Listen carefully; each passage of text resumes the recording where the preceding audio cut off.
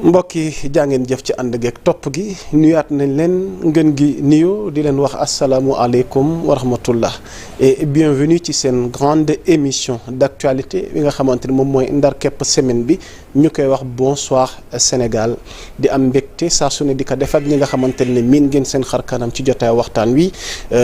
ku mel ni jëwriñ Diassé waaye ku mel ni Abdoulaye Mbow ñoom Mass Mboup ak ñeneen ñi nga xamante ni ñëpp ci team bi lañ bokk en attendant nag ñuy tàmbali jotaay waxtaan wi am na gan goo xamante ni war na dabe ndax moo fu wuutu tey ki nga xamante ni moom mooy Mass Mboup muy Serigne Modou Asta Mbacké waaye Abdoulaye Mboup nag mbokk yi moom la ñuy ubbee waxtaan wi ndax nattu wi nga xamante ni moom moo dal seen kaw njaboot dafa ñàkk magam bu jigéen mu nekk une note négative boo xam ne tey di den ko ubbee bonsoir Sénégal di ko jaale ci turu bonsoir Sénégal di ko jaale ci turu askan wi yëpp kon Abdoulaye Mbow moo ñàkk magam bu jigéen fële ca Italie ndeem inna lillahi wa inna ilayhi rajiun te kullu nafsin zayxatil mawti nu ngi ñaan yàlla buur bi subhaanahu wa taala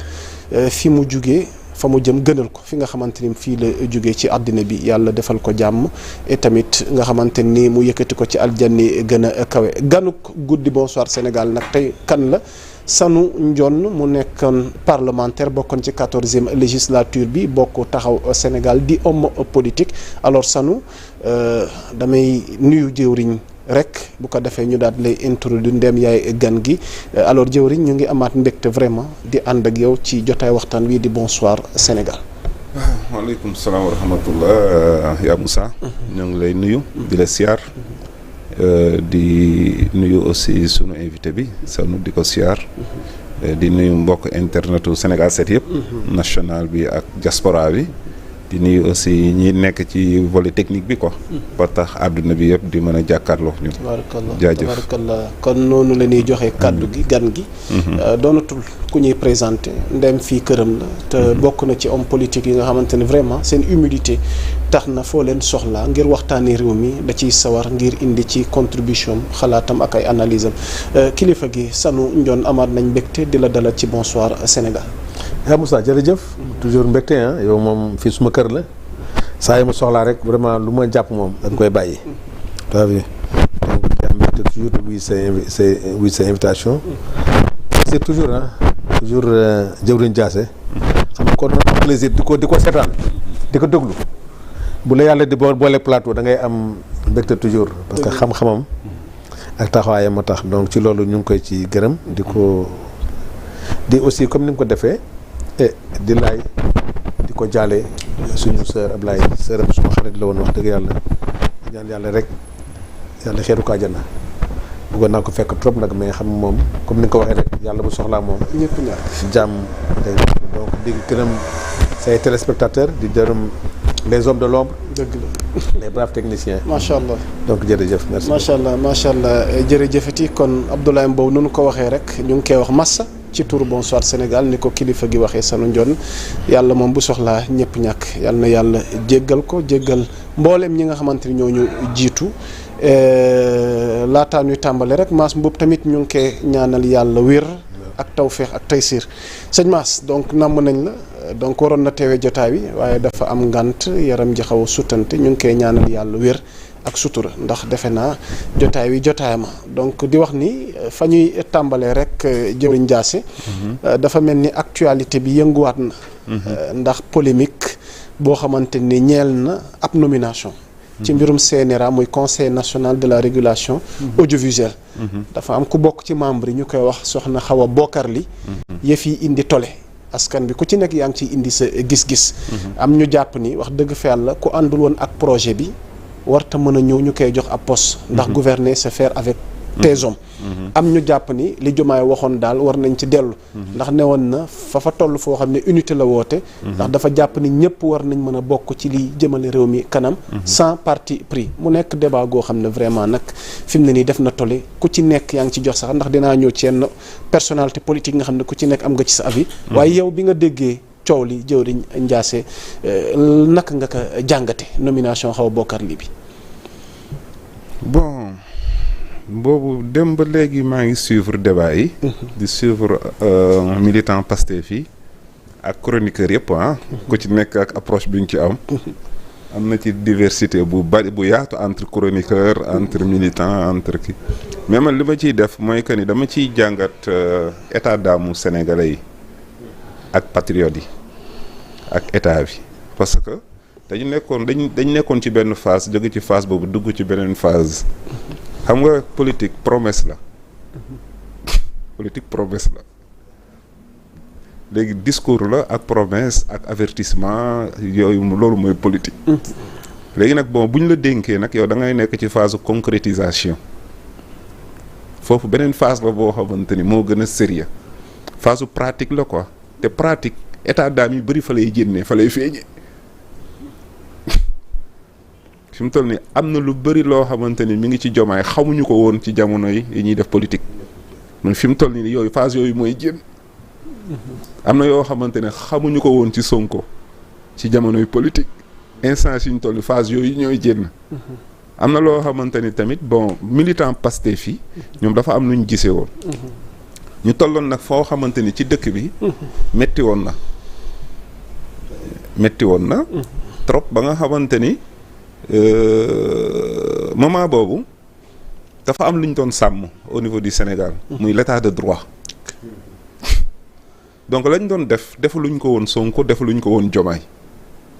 defaluñ ko woon aussi waa Pastef parce que projet bi waa Pastef jàpp nañ ci ak sympathisants yi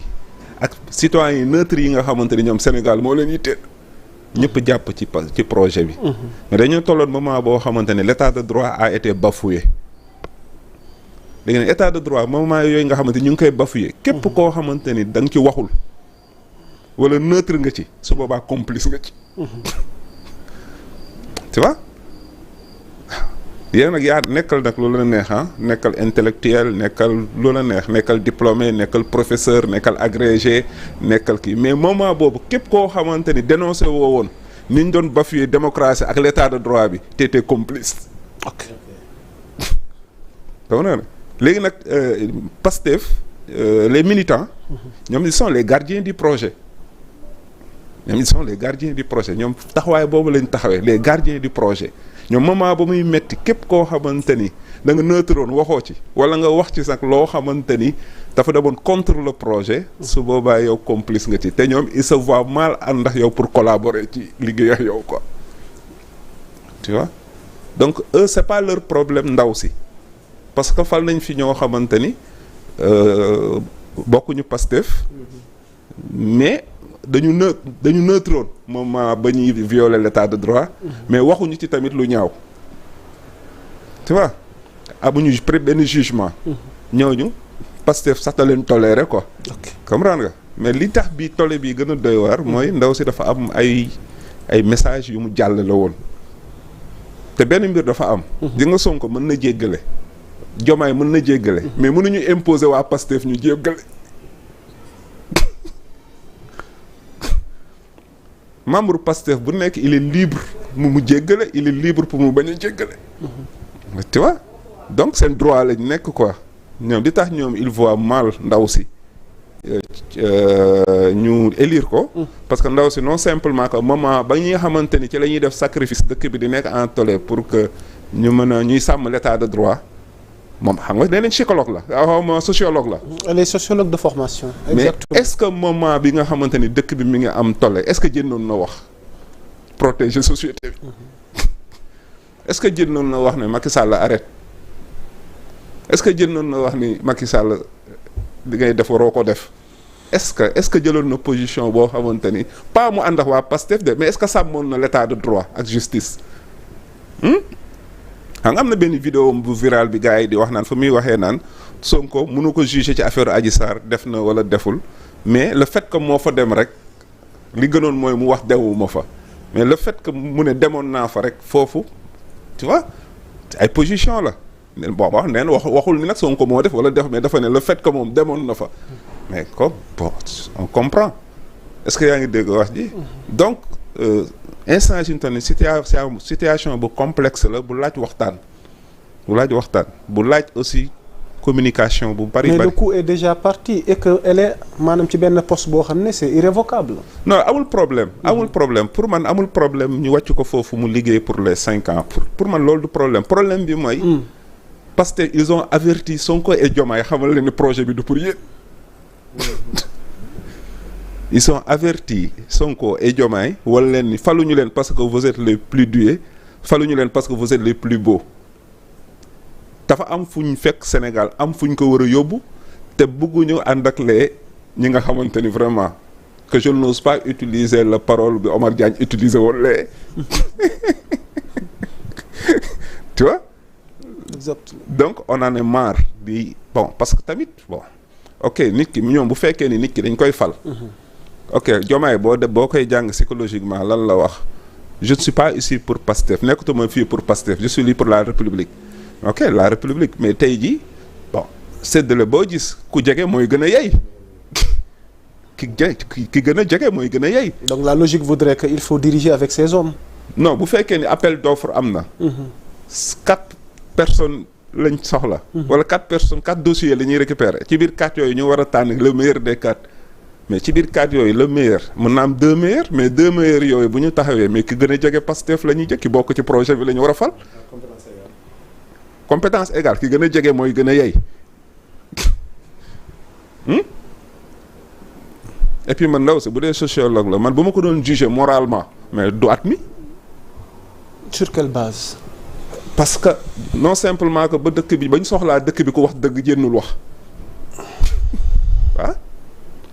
man pratiquement moi je suis artisan ah jëwrin laa dama yor daara xaaruma Pastef pour di contribuer ci développement ci éducation dëkk bi nationale dëkk bi pour man éducation dafay am 5 points ba 6 points la éducation il y a l'éducation environnementale l'éducation physique l'éducation mentale qui est morale éducation spirituelle ak éducation divine tu vois bu ñu ñëwee ci éducation man sama morale mayuma woon may seetaan dëkk bi ñuy bafouer la démocratie et la liberté mais ci laa génnee wax sama vision sama message boobu moom la peuple bi adopté comprendre nga ba fekk ma fa ma nekk ñëw na ma kaay wax j'ai pas tenté d'être chroniqueur cherché wu ma nekk chroniqueur tu vois mais tamit kuñ ne waxal da ngay wax mais bu ñu la nee waxal boo mënul wax dëgg noppil tu vois boo mënul wax dëgg noppil mais boo wax dëgg jotee ndaw si waxul woon dëgg. ok waaw Pastef booy loolu la ñuy réclamer tu vois léegi nag moom jot na Diomaye même bu fekkee ni et puis li tax affaire bi gën a complexe mooy que ni. le ministre de la communication moo ko proposé Diomaye mais tamit Sonko moo ko contresigné mais est-ce que ñoom waruñu woon contrôler loolu yëpp seen biir. quand même wax foofu.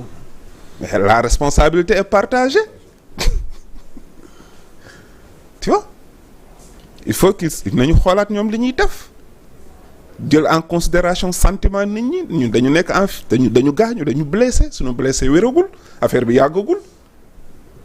mais du mënuñu fekk ñoo xam ne complice lañu woon ci suñu blessure ba pare wëlbati ko tey ñooñu ñu leen di fal je ne suis pas contre nag ñu fal femme bi parce que xaw ma ko man maa ngi koy doog a dégg maa ngi koy doog a gis mais bu ñu génneewaatee vidéo yi tu vois da ngay gis ni booy ils ont ñëpp tollu nag état d'âme moi j'ai pas accepté c'est sans problème mooy comme le premier là ki njëkkoon indi tolle bi là Samba Ndiaye tu vois et puis Sénégal dafa am ñoo xamante ne jusqu'à l'indépendance ba tey ji politique la ñuy dundee quoi tama dañuy summi ay yëre di sol yeneen yëre di summi ay yëre di sol yeneen yëre politique comprendre nga gaal gu nar a suux ñu wàcc dugg ci beneen gaal ils sont tellement experts de faire nu mu tudd di transiter mais ça y est quoi dañu soxla ay nouvelle génération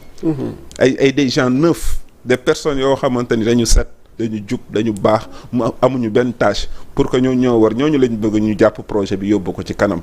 moi je pense que jeunesse su Pastef bi loolu la ñuy réclamer Sonko et Diomaye et les ministres yi nga xamante ni il se croit d'être supérieur à ñun ñoo leen fal ñu ngi fi ba tey te am na cause bi tax ñu fal leen. exactement ah ouais. exactement on va essayer d'avancer. ñu jël avis wu honorable Sanu Ndione. Pourtant la dame elle dit ne pas comprendre pourquoi tey ab falam war a mën a yëkkati tolle mais déjà yow appréciation bi nga am ci nomination bi nga xamante ni tey boole nañ ko ci membre CNRA yi. waaw am na loo xam ne. wax na ko gis nga Pastef li ñuy